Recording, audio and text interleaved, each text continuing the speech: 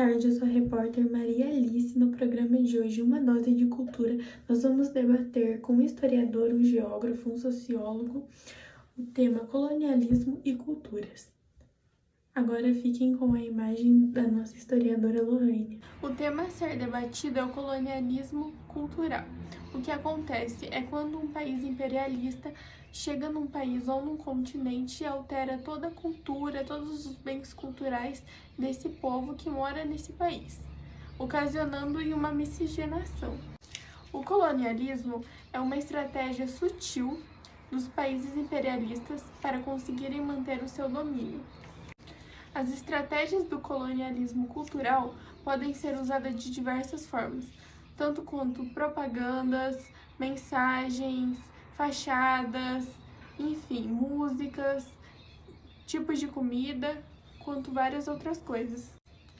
Um exemplo disso é quando os portugueses escravizaram o povo africano e trouxeram eles à força para o Brasil, causando uma grande mistura de cultura e de povos diferentes. O povo brasileiro e o povo africano têm grandes marcas do passado, como a comida, o idioma e as danças. Um grande exemplo disso são as religiões de matriz africana. Como elas eram proibidas de serem manifestadas aqui no Brasil, aconteceu o sincretismo religioso. Foi misturada a religião católica junto com as religiões de matriz africana para os negros africanos poderem manifestar sua religião sem serem punidos. O idioma português ele também é marcado por várias palavras de origem africana, como moleque e fubá. As nossas comidas também têm uma grande influência, como a pamonha, o caruru e o vatapá. Temos grandes marcas também nas danças e na musicalidade. A capoeira é um esporte e dança trago da África. E como a história de um país, de um continente e de uma população também é marcada por diversos fatores socioculturais, o nosso sociólogo Evandro vai também dar a opinião dele e o ponto de vista dele sobre o assunto. Boa tarde. Cerca de um terço da população entre os Axantes e os Iorubás eram escravos. E a população de Canem, um pouco menos da metade, também eram escravos. Os escravizados trabalhavam nos mais diferenciados ofícios, como carpinteiros, sapateiros, pedreiros, cortadores de cana e nos trabalhos domésticos. A proteção social básica consiste em um dos níveis de organização dos serviços da política de assistência social e tem como objetivo prevenir situações de riscos, priorizando a família como unidade de referência. Obrigado.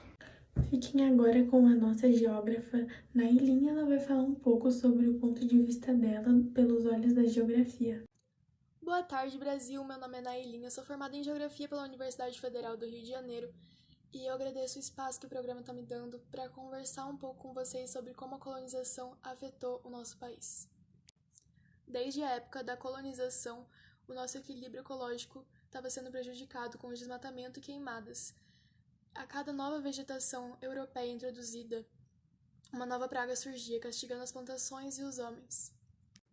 O Brasil tem muitas similaridades com países de continente africano, como grandes áreas florestadas, lá eles têm a savana, nós temos aqui cerrado, os maiores rios em volume de água do mundo e também os dois foram colonializados pelos europeus. A ocupação europeia privilegiou a produção com matéria-prima e inseriu o caráter predatório em muitas atividades como a extração de madeira, como aqui aconteceu com o pau-brasil. Essa colonização e exploração adiou a industrialização dos países ocupados e contribuiu para o subdesenvolvimento social e econômico tanto do Brasil como dos países africanos. Esse daí é o nosso filósofo Vinícius e ele vai falar um pouco também pela visão da filosofia o termo colonialismo e cultura. Bom dia. Meu nome é Vinícius, como já ditado antes. Eu vim aqui fazer alguns comentários do embasamento filosófico sobre este assunto, que, como já falado antes, é de extrema importância para alguns, por motivos bons ou maus. Primeiramente, o que eu acho sobre a colonização é que ela iria acontecer de qualquer maneira. Os povos africanos indígenas eram extremamente bárbaros comparados aos europeus ou qualquer outro na linha civilizatória indo-europeia. Eles iriam ser destruídos, iriam ser colonizados de qualquer maneira. O Império Europeu, ou o Império Português, não fez algo ruim. Ele só fez o necessário para manter a estabilidade do seu reino íntegra. Porque não importa se você irá matar, genocidar, destruir e criar rios de sangue, o fim vale mais a pena do que o meio.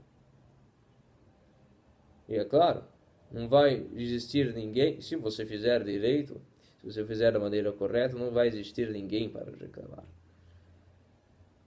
Este é o meu pensamento. E é um pensamento que eu acho que falta hoje em dia. Em um lugar onde as pessoas acham que suas mentiras são verdades. E pensam que filosofias de 2000 anos não servem para a degeneração moderna delas. E esse foi o Jornal Uma Dose de Cultura de hoje. Espero que vocês gostem e tenham todos um ótimo dia. Até a próxima. Tchau!